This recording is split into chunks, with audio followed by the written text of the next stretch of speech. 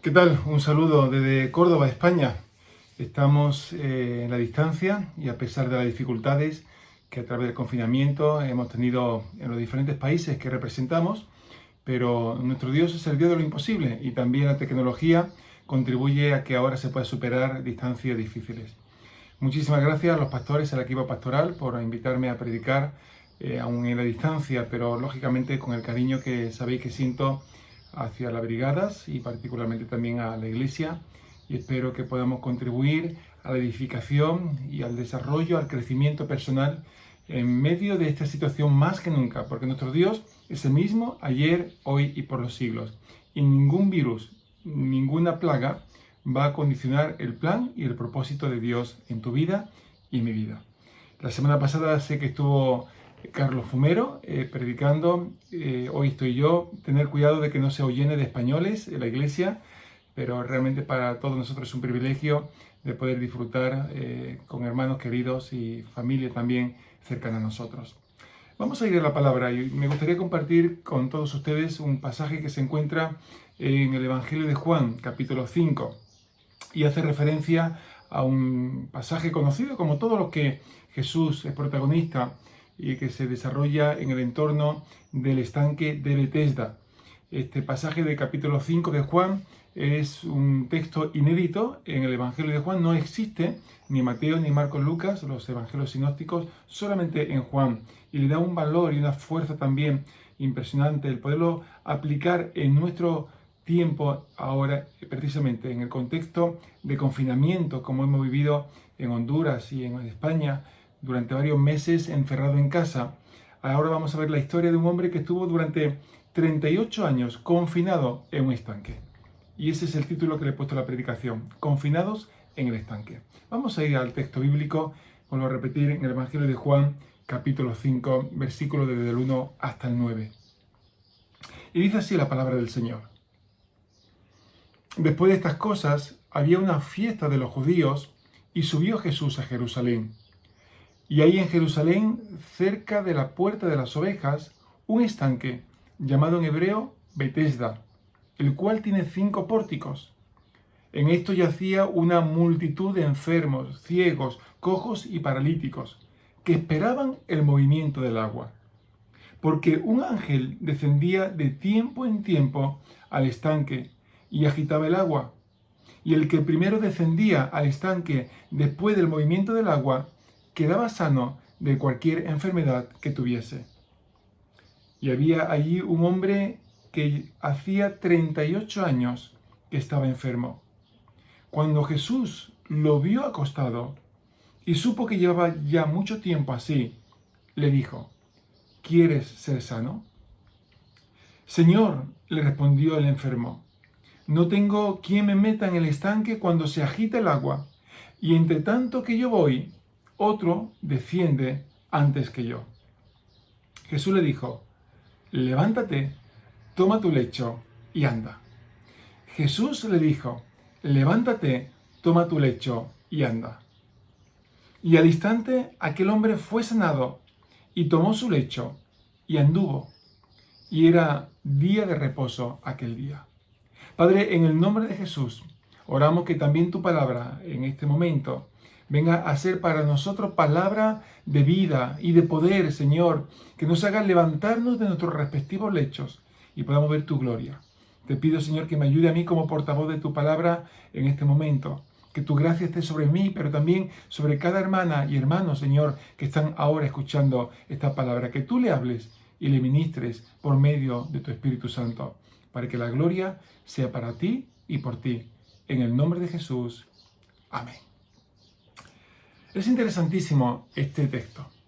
De hecho, el estanque de Betesda, hay documentales incluso que revelan cómo la arqueología ha sacado a la luz la realidad de la existencia de ese estanque en los tiempos de Jesús. Me gustaría que pudiéramos enfocarnos que este lugar se llama Betesda. La mayoría de los exégetas dicen que significa casa de misericordia. Y para mí esta es la clave de todo lo que se desarrolla en este lugar. Es un lugar de misericordia. Y creo que en este tiempo más que nunca, la iglesia tiene que ser lugar de misericordia. Ahora, precisamente, en el que el mundo, todo el mundo, está viviendo bajo la incertidumbre, el temor, la inseguridad, todos se sienten vulnerables ante la realidad de que cualquier virus puede echar a perder por completo lo alcanzado, lo logrado por muchos años. De repente la humanidad entiende que es vulnerable, que es frágil, y ahora sienten el dolor de la impotencia, y es por eso que la iglesia tiene ahora que florecer, manifestar el evangelio de la salvación, poner nuestra esperanza en el Señor y saber que realmente Dios sigue siendo la casa de misericordia, donde la gente puede correr y recibir también allí fortaleza, sanidad, restauración, limpieza de sus pecados y comunión con el Padre. Vamos a enfocarnos en la palabra, en la predicación, en tres cosas. En primer lugar, el primer punto es el lugar. El segundo punto es el enfermo. Y en tercer lugar, es el protagonista, porque siempre el protagonista de nuestra vida no somos nosotros, sino es Jesús. Y también aquí es el protagonista por excelencia de la historia, del relato bíblico. En primer lugar, Betesda. Y dice el versículo, al principio del pasaje que hemos leído, que había multitud de enfermos, de ciegos, cojos y paralíticos.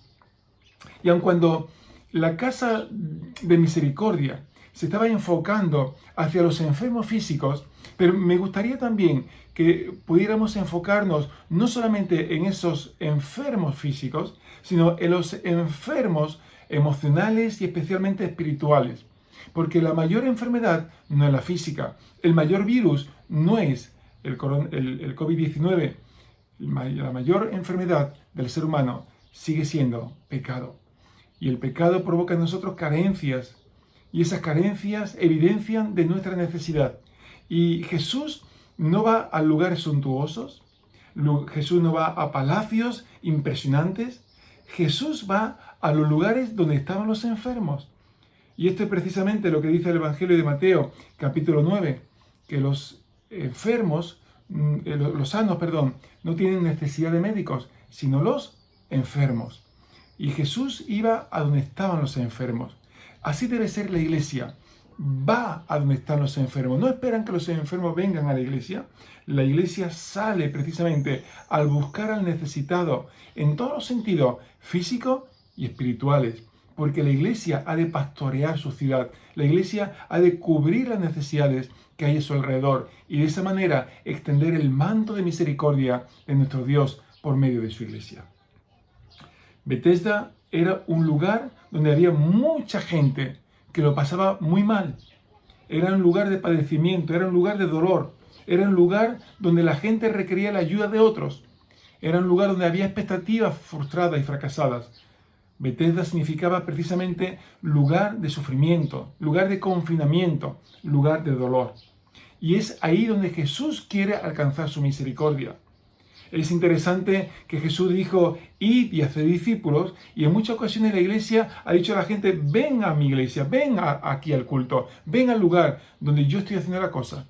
Y hemos tergiversado la perspectiva. La iglesia ha de salir, buscar al necesitado y manifestar que solamente el brazo de misericordia de Dios se manifiesta por medio de una iglesia obediente y una iglesia que se enfoca en la necesidad y no en sí misma. Pero también dentro del lugar Betesda, además de que era casa de misericordia, lugar donde había muchos enfermos, yo me atrevería a decir también que era un lugar de superstición. ¿Por qué digo esto? Porque había mucha gente que iban esperando que ocurriese algo. Y es interesante que el relato bíblico es un texto complejo.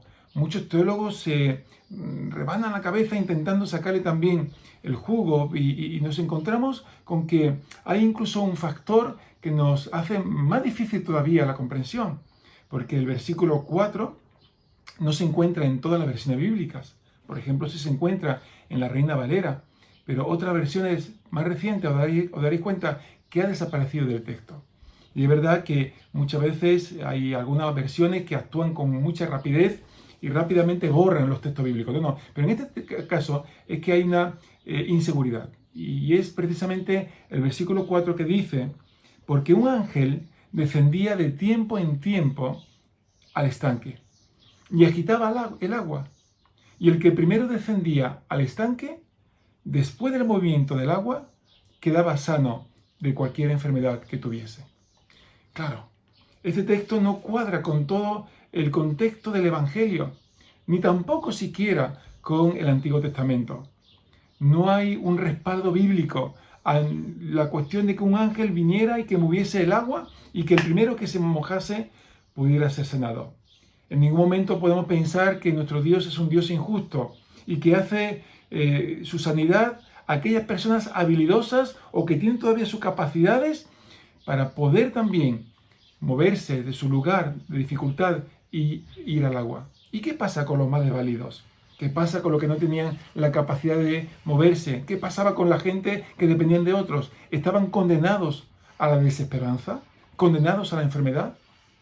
No es posible compaginar este texto bíblico con el resto de las escrituras.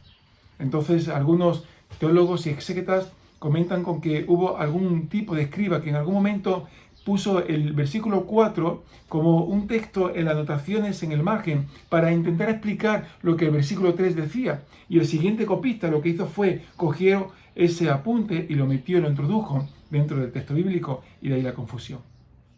Pero esta no es la clave del pasaje. La clave del pasaje está en que este lugar se había convertido en un lugar donde la gente había desenfocado su fe. En vez de poner la fe en el Dios de Israel, en el Dios poderoso, la ponía ahora en un estanque o en un ángel que bajaba del cielo de vez en cuando, se acordaba que había enfermos y movía las aguas. Por eso yo creo que ese lugar es un lugar de superstición. La superstición es la creencia que no tiene base racional ni lógica y que consiste en atribuir un carácter mágico a cosas, a personas o a objetos. Y por desgracia, la superstición se está extendiendo en muchos creyentes. Porque cuando no hay un conocimiento de la revelación de Dios adecuado, o cuando el conocimiento de las Escrituras es ilimitado, entonces corremos fácilmente a la superstición, a pensar que hay cosas, objetos o experiencias del pasado que si la repetimos tendrá también su valor y su poder y nos ayudará también a solventar grandes cosas, a sanar heridas, a restaurar relaciones rotas, a conseguir el amor de nuestra vida o a conseguir el trabajo que hemos fallado. Y muchos cristianos están con una vida espiritual que se fundamentan en amuletos. Y esos amuletos no son sino objetos que le roban la gloria al Señor, que nos hacen desviar la fe en una dirección equivocada. Hay ahora en muchas iglesias católicas, pero también en algunas iglesias evangélicas, nos encontramos personas que tienen sus anillos, sus crucifijos, iglesias o algunas que se llaman iglesias que empiezan a tener también la rosa de Sarón o el agua del Jordán o el aceite de España o vete a saber qué. Objetos que al final le atribuyen algo mágico.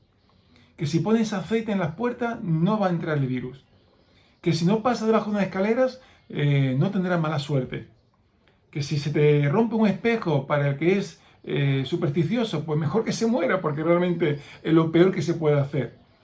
Y realmente todas estas cosas nos generan un estado de inseguridad, de incertidumbre. Nos hace sentir que somos poquitas cosas, que cualquier asunto, cualquier circunstancia nos va a deshacer por completo. Pero nuestro Dios quiere que realmente podamos comprender que cuando tenemos una fe fundamentada en la palabra y que hay una revelación adecuada del Dios de la palabra, en el creyente no hay temor, en el creyente hay seguridad. Y es precisamente lo que dice Pablo en 2 Timoteo capítulo 1, versículo 7, que Dios no nos ha dado un espíritu de temor, sino de poder, de amor y de dominio propio. Así que todo lo que nos lleva a la inseguridad es producto de una mala comprensión del Dios poderoso que nos sustenta y que está con nosotros. Tristemente veo que muchos creyentes en este tiempo temen por su vida en el sentido de que cualquier cuestión va a ir más allá del plan de Dios con su vida. Dios cuenta mis días, sabe el momento final de mi historia y sabe qué va a ocurrir. Por supuesto que tenemos que ser cuidadosos. Aquí animo a los hermanos a ponerse la mascarilla o el tapabocas, como dicen por allí. Tenemos ya los cultos también, pero con medidas de seguridad, distancia entre los hermanos.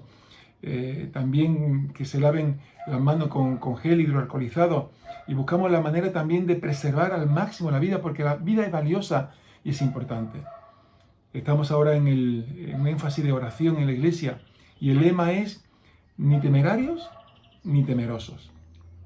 No queremos ser gente como que no pasa nada, no ocurre nada, el virus no puede con nosotros.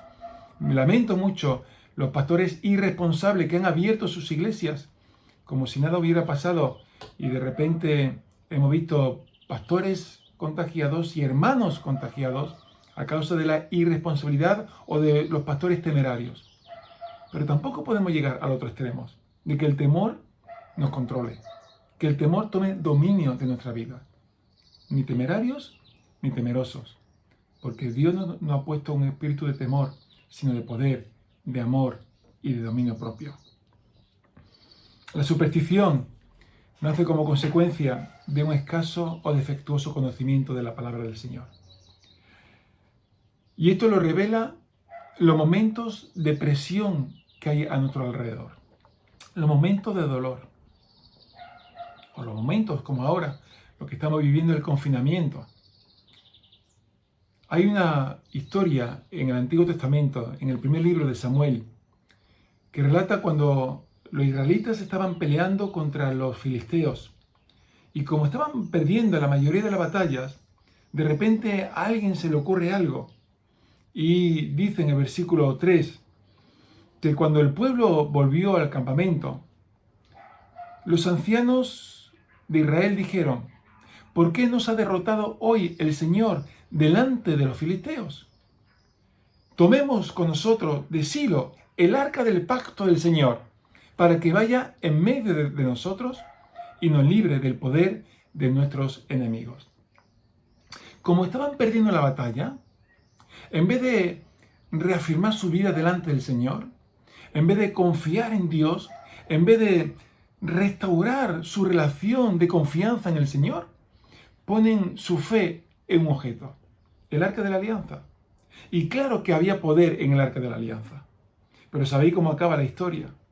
Los israelitas llevan el arca de la alianza a la batalla, lo ponen al frente también, y al final pierden esa batalla, los filisteos le derrotan, y es más, cogen el arca y se lo llevan a su territorio.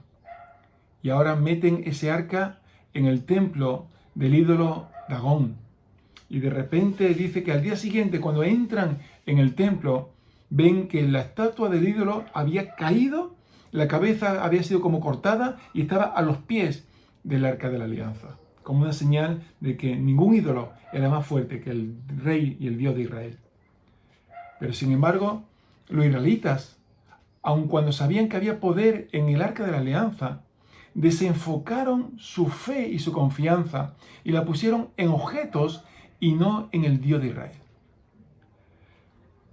Yo creo, para aterrizar con este pensamiento, creo firmemente que los momentos de dolor que siempre hay en nuestra vida, que las circunstancias que nos circunscriben alrededor y que nos manifiestan nuestra debilidad, Dios la usa para revelar nuestra débil fe. Y lo que quiere no es que nos flagelemos y nos martiricemos diciendo qué poco, qué mal cristianos somos.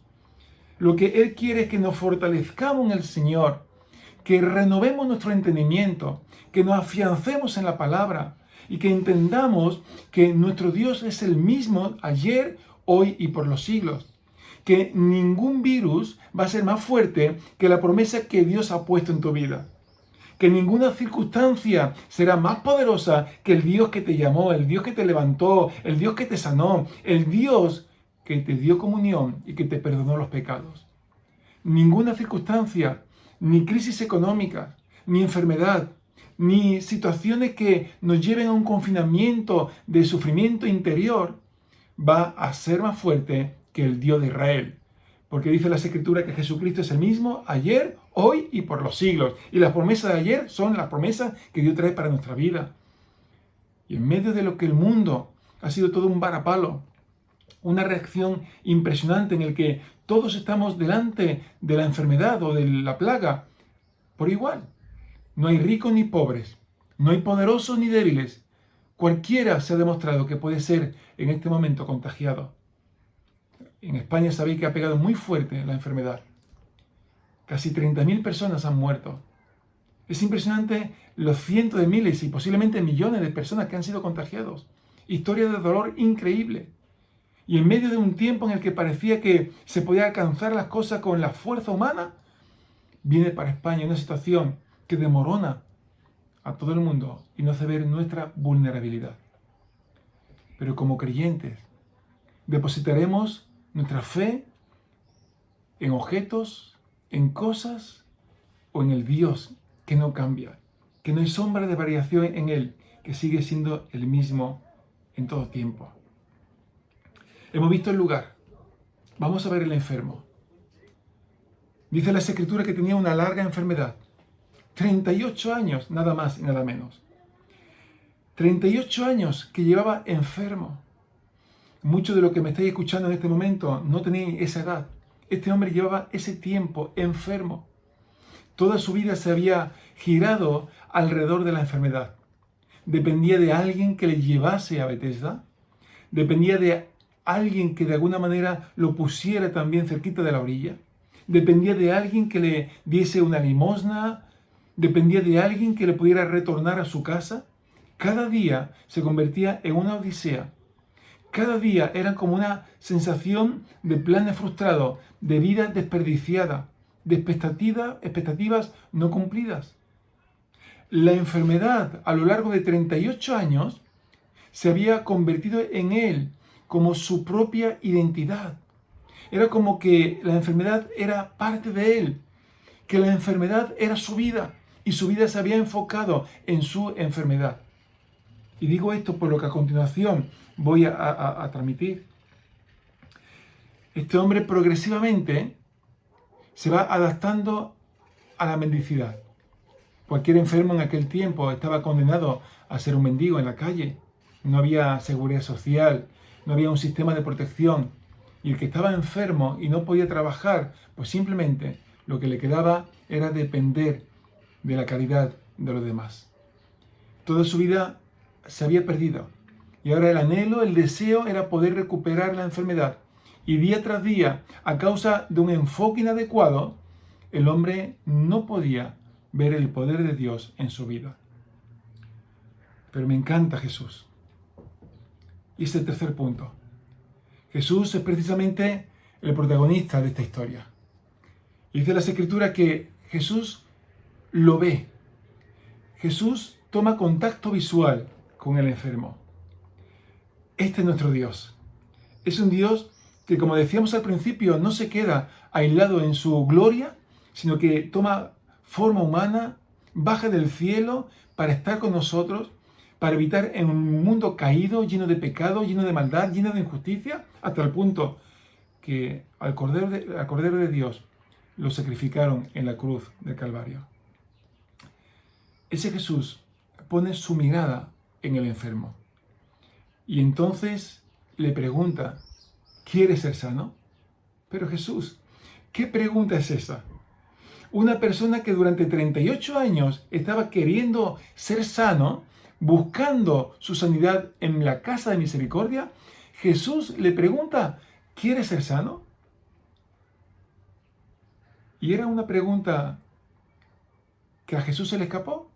Era una pregunta sin fundamento. ¿Por qué Jesús le preguntó? Claro que había un motivo. Claro que había un argumento. Yo me he dado cuenta como pastor, desde el año 1991, que Mario Fumero y Lisbeth me dejaron como pastor en la congregación. En todo este tiempo, lo que para mí ha sido más doloroso como pastor ha sido ser consciente de que hay hermanos que no quieren ser sanados de su dolor emocional, que no quieren dejar su pecado, que no quieren perdonar, que no quieren dejar su mochila atrás, porque de alguna forma son parte de su identidad, parte de su cultura, parte de lo que ha sido su estilo de vida. Jesús le pregunta, ¿quieres ser sano?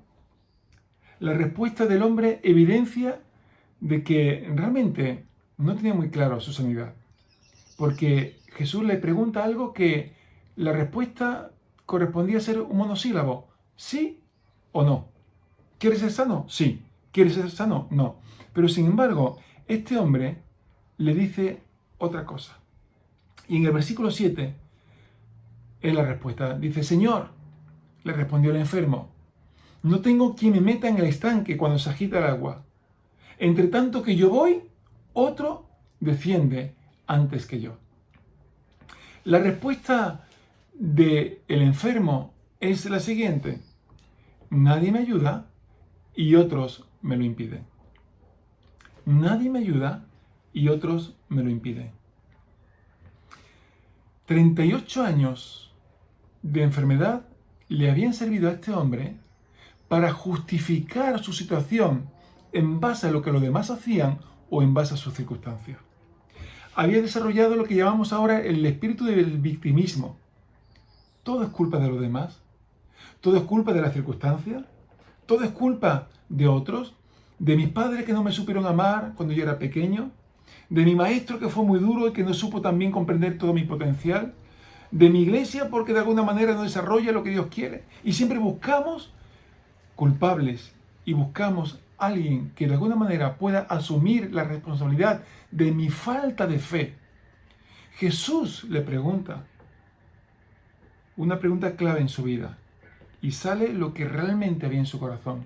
No había fe y había reproche, había como un deseo de culpabilizar a otros y no de ser responsables de su pecado, de sus errores o de su propia enfermedad. Vuelvo a repetir, el coronavirus y otras muchas situaciones, enfermedades o circunstancias en tu vida te llevan a un confinamiento, a que se revele la realidad de lo que hay en ti, de lo que hay en mí. Esta palabra la prediqué el domingo pasado en mi iglesia y entiendo que es precisamente una palabra que el Señor me pide que también comparta con vosotros en este día. Dios quiere que puedas entender que las circunstancias que te rodean no determinará tu fe en el Señor. Tu decisión de creer en el Dios Todopoderoso será clave para que puedas superar cualquier límite, cualquier confinamiento, cualquier dificultad. El Señor no cambia, es el mismo. Pero qué interesante Jesús. Más allá de que este hombre no tuviera la fe suficiente, más allá de que realmente este hombre no evidenciaba una fe genuina, Jesús toma la iniciativa, porque Jesús siempre toma la iniciativa, y aun cuando no se lo mereciese, Jesús fue y le dijo, levántate, toma tu lecho y anda. Y hoy también el Señor te dice a ti y a mí, aun cuando no lo merezcamos, levántate, toma tu lecho y anda. En primer lugar, levántate. Levántate, en griego, también tiene la connotación de despertarse.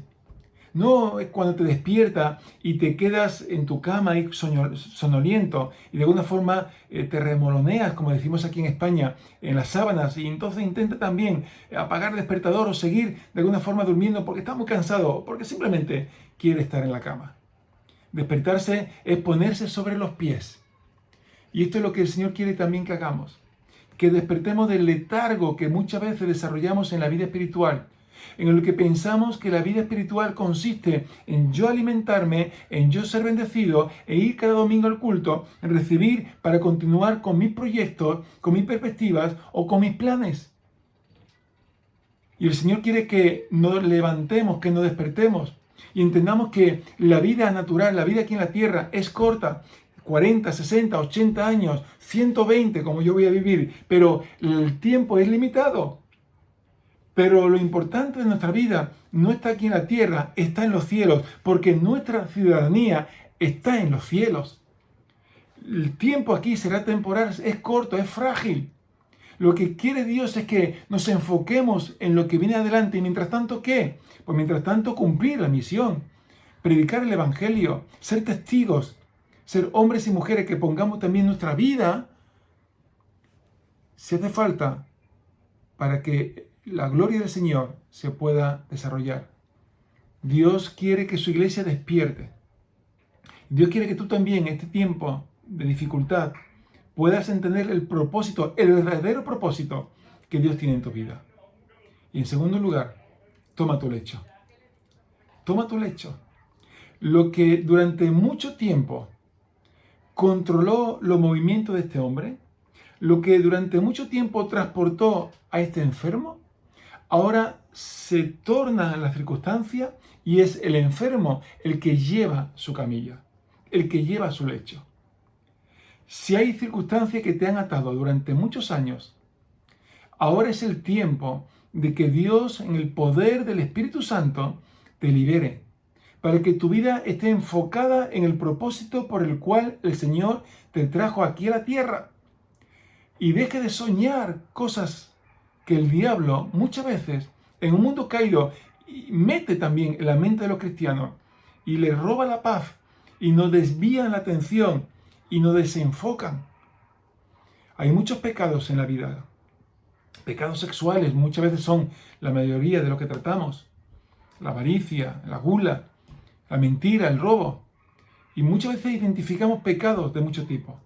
Pero creo que el mayor pecado del creyente y especialmente el mayor pecado de los ministerios y de lo que servimos al Señor se llama desenfoque. Es no poner la mirada en el propósito del Señor. Es no poner la mirada en la meta, como decía Pablo en Filipenses capítulo 3. Por tanto, él decía, olvido todo lo que de alguna manera para mí ha sido de bendición, lo dejo como pérdida, como basura, y me enfoco, me concentro en lo que viene por delante, en el premio del supremo llamamiento. Enfócate, pon tu mirada en el premio que tiene por delante, en la realidad de una vida eterna. Y que cuando estemos allí queremos que haya muchos hondureños, muchos españoles, muchas personas que hayan conocido a Jesús por medio de una iglesia viva que sabe tomar su lecho y levantarse. Y en tercer lugar, anda, cumple la misión. Enfócate en lo que Dios tiene para tu vida.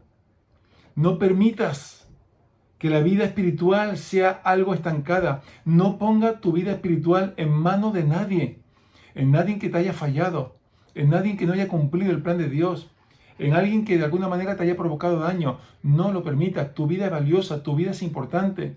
Y tú no puedes poner tu vida en la mano de lo que otros hagan. Porque entonces cometeremos el mayor error y perderemos la fe. Nos desgastaremos en la vida espiritual. El Señor quiere que andes, que camines, que te proyectes en la visión. ¿Cuál es la visión que Dios te ha dado? ¿Qué es lo que Dios quiere para tu vida? ¿Para qué el Señor te trajo a la tierra? ¿Para qué te hizo nacer? ¿Para qué Dios te ha dado los dones que tú tienes y el ministerio que Dios te ha dado? ¿Para qué y por qué? Y esto es precisamente la clave en este tiempo. Todo lo que está ocurriendo tiene muchas lecturas, pero la iglesia ha de saber interpretar que en medio de señales que yo también creo que son señales escatológicas que nos manifiestan la realidad de que el Señor viene pronto, pero también son señales que nos hacen enfocarnos en algo importante, y es que hasta que venga el Señor tenemos que hacer correr la palabra y que muchas personas puedan conocer el Evangelio y no una religiosidad superficial, no una religiosidad fundamentada en supersticiones, sino una religiosidad real, genuina, una vida espiritual que fluya la presencia del Señor y que sepamos que somos importantes porque el Señor nos ama y ama nuestra vida porque Él la ha transformado y esa transformación nos hace ser diferentes del resto del mundo. No por nuestros méritos, sino por su amor, por su gracia. Levántate, toma tu lecho y anda. Y ya para acabar, quiero volver a recordar este pasaje de Mateo capítulo 9, donde Jesús estaba diciendo, cuando le preguntan a Jesús, oye Jesús, ¿por qué te juntas con gente rara? ¿Por qué vas con publicanos, con pecadores? Tú eres un rabí, tú eres un maestro, tú eres un gente de bien. Tú no debes de relacionarte con gente de mala fama. Y entonces Jesús le dijo, los sanos no tienen necesidad de médico, sino los enfermos. Id pues y aprended lo que significa misericordia quiero y no sacrificio, porque no he venido a llamar a justos, sino a pecadores al arrepentimiento. Cierro el círculo. Bethesda, casa de misericordia. El Señor quiere que aprendamos lo que significa misericordia y no juicio o sacrificio. Y no podemos aprender la misericordia si no comprendemos que muchas veces lo que nosotros creíamos que era una fortaleza en nuestra vida espiritual, nuestro conocimiento de Dios, nuestra comprensión de las Escrituras, nuestra fe en el Señor, nos damos cuenta que en momentos de dolor, esas situaciones afloran nuestra debilidad, afloran nuestro pecado, afloran que no somos tan fuertes como creíamos. Y en vez de juzgarnos, en vez de señalarnos, vayamos a Jesús. Vayamos a la casa de misericordia. Vayamos al lugar que realmente puede traer sanidad para nosotros. Porque recuerda, Jesús siempre toma la iniciativa. Y aun cuando no te lo merezca, el Señor sigue pensando en ti, sigue pensando en mí. Y cuando tengo que tratar con alguna persona, con algún hermano o hermana que ha hecho cosas indebidas, que no ha estado afinada o enfocada en el propósito del Señor, que en momento determinado el pecado ha tomado control de su vida, ¿cómo yo aplico misericordia? Recuerdo la misericordia que el Señor ha aplicado a mi vida. Recuerdo la paciencia que el Señor ha derramado en mi persona. Recuerdo la multitud de pecados que el Señor me ha perdonado. Y cuando puedo comprender que en momento determinado me he desenfocado, pero que el Señor siempre me ha vuelto al centro de su voluntad, he podido comprender su misericordia, que no se fundamenta su acción en algo que yo haya merecido, en los años acumulados de servicio en el ministerio, en las veces que yo he sido usado por el Señor. Nada de eso tiene sentido en el día a día. Me olvido en lo que queda atrás y me enfoco en el llamado, me enfoco en el propósito del Señor. Y entonces descubro la misericordia de Dios. Descubro que sigo viviendo en Bethesda, en la casa de la misericordia. Y entonces de mí puede fluir misericordia para otros, puede fluir gracia también para otros. Aprende lo que significa misericordia. Y esto nos hará ir a los lugares de dolor, a lugares de sufrimiento, a lugares donde la gente necesita el evangelio genuino de Jesucristo y no fachada de religiosidad, se llame evangélico, católico o de cualquier otra religión. Lo que la gente necesita es al Dios vivo, que solamente una iglesia viva puede tener y que en medio de cada circunstancia nos podemos enfrentar porque sabemos que el que está con nosotros es más fuerte que el que está en el mundo. Ve corriendo a la casa de misericordia. Si hay pecado en tu vida, la única posibilidad no es olvidando, no es como el avestruz tapando la cabeza, es yendo a la gracia, es yendo al lugar de la presencia del Señor, es volviendo a ese sitio que se llama Jesucristo de Nazaret, donde hay perdón, hay sanidad, hay restauración. Y esa misericordia será el escenario, el estrado donde el Señor te ponga para que pueda también ser de ayuda y bendición a muchas otras personas. Porque el propósito del Señor es que todos los enfermos espirituales y físicos sean sanados por el poder de su palabra. Cierra los ojos conmigo, por favor, y vamos a orar. Padre, en el nombre de Jesús, te damos la gracia por tu palabra viva y eficaz. Y te damos la gracia por tu Hijo Jesucristo, porque Él sigue siendo nuestra casa de misericordia. Y aun cuando nos hayamos, Señor, despistados y desviados, Señor, en cosas que realmente no sustentaban nuestra fe. Señor, tú vienes ahora una vez más, Señor, a sanarnos nuestras heridas, a decir, Señor, que esa enfermedad, que ese pecado no nos corresponde, no es parte nuestra. Señor, no es parte de nuestra vida. Y en el nombre de Jesús, Señor, escuchamos hoy también tu voz para nosotros, que nos dice, levántate, toma tu lecho y anda. Señor, ayúdanos a volver a tu enfoque, a tu propósito, Señor. Ayúdanos a recordarnos que los días son cortos, Señor. Ayúdanos a recordar que tú has sembrado eternidad en nuestros corazones y que hemos de sembrar en lo que, Señor, es eterno. Y que habrá un día, Padre, en el que estemos en tu presencia sin sufrimiento, sin dolor, sin ningún tipo de injusticia a nuestro alrededor, sin pandemias, sin dengue, sin virus, sin COVID-19, sin nada, Señor. Pero, Padre, ahí queremos que en ese lugar haya cuanto más hondureños, más españoles, mejor, para que, Señor, se llene el cielo de hombres y mujeres restaurados por tu gracia, llenados por tu misericordia. Señor, que han tenido un encuentro contigo y que han podido ver que tú le has mirado a los ojos y lo has levantado en el nombre de Jesús. Amén. Amén. Que Dios te bendiga, iglesia. Gracias por este tiempo de nuevo. Espero veros en algún momento y mientras tanto, ánimo, que Dios está pronto para venir y que su iglesia es el tiempo de salir a las calles y proclamar que la casa de misericordia siga abierta hasta que el Señor venga. Dios te bendiga.